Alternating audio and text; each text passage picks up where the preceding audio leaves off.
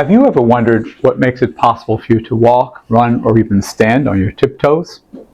It's your Achilles tendon, or what some people call the heel cord. It connects your calf muscle to your heel bone, and it's the thickest and strongest tendon in the body. That's why when this tendon tears, either partially or completely, known as Achilles tendon rupture, it's extremely painful. While anyone can rupture their Achilles tendon, it typically occurs in athletes who play basketball, soccer, football, or court sports like pickleball that involve side-to-side movement and lunging. Today I'll be talking about what causes an Achilles tendon rupture, its symptoms, treatment, and prevention. But before I do, I'd like to introduce myself. I'm Dr. Ryan Berg, and I've been practicing podiatry for over 40 years in Seattle, Washington. I've written an ebook for runners and other athletes called The Complete Guide to Foot and Ankle Injuries in Runners. You can find a link to download it in the description below. If you find this information helpful, please remember to subscribe, hit the like button, and then hit the bell so you can receive a notification every time I release a new video.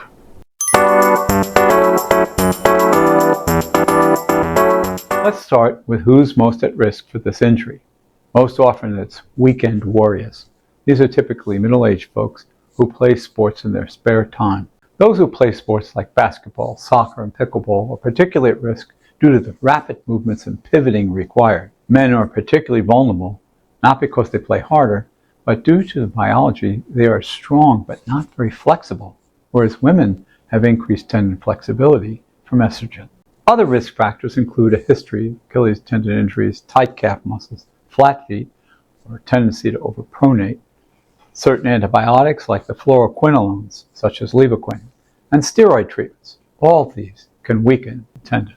The signs and symptoms of an Achilles tendon rupture can include a sudden, sharp pain in the back of your ankle, often accompanied by a telltale popping or snapping sensation, and a sudden weakness. You might notice swelling in the Achilles tendon between your heel and your calf, and tasks like walking upstairs become very difficult. If you've experienced any of these symptoms, you should head to your podiatrist or your urgent care center. You can begin treatment at home by using the RICE protocol. Rest the injured area, apply ice to it, 20 minutes on, 20 minutes off, apply compression with an elastic bandage, and elevate your leg above heart level to help prevent additional swelling. At the office, I'll examine your injury, test your strength and range of motion, and may order additional imaging to confirm the diagnosis. I'll also want to know if you've had any previous Achilles tendon injuries or other diagnoses related to the Achilles tendon. Treatment includes surgical and non-surgical approaches. We'll decide on the best course of action based on the severity of your injury, your activity level, and overall health. While surgery can often provide a better outcome for athletes, non-surgical treatment using a cast or walking boot can be best for less severe cases or those unable to undergo surgery due to other current medical problems. Physical therapy is also an important component of the healing process regardless of the treatment approach. Physical therapy can help strengthen muscles and improve flexibility of the foot and ankle. After the injury is healed, patients with flat feet who tend to overpronate should be cast for custom orthotics to prevent recurrence. Of course, it's better to prevent an Achilles tendon rupture from occurring in the first place. Here are a few effective strategies you can use. Before getting out on the field, warm up using dynamic stretching, as seen in the video I've linked above.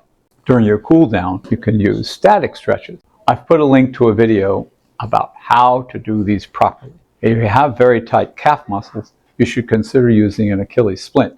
It allows you to stretch easily for 30 minutes while watching TV or reading a book. I've put a link above about how to do this. It's also important to vary your exercise routine. Instead of playing basketball every day, mix in some swimming or cycling to give your tendons and muscles a rest from high-impact activities.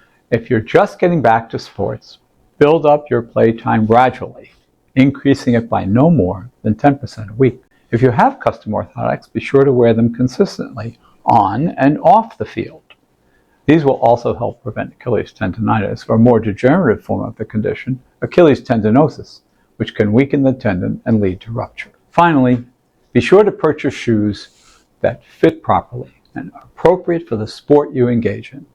Wearing worn out or improper shoes can increase your risk for an Achilles tendon rupture. In conclusion, If you suffered from an Achilles tendon rupture, it's possible to return to an active lifestyle with proper treatment and by following through with physical therapy. Finally, to prevent an Achilles tendon injury, follow the recommendations above.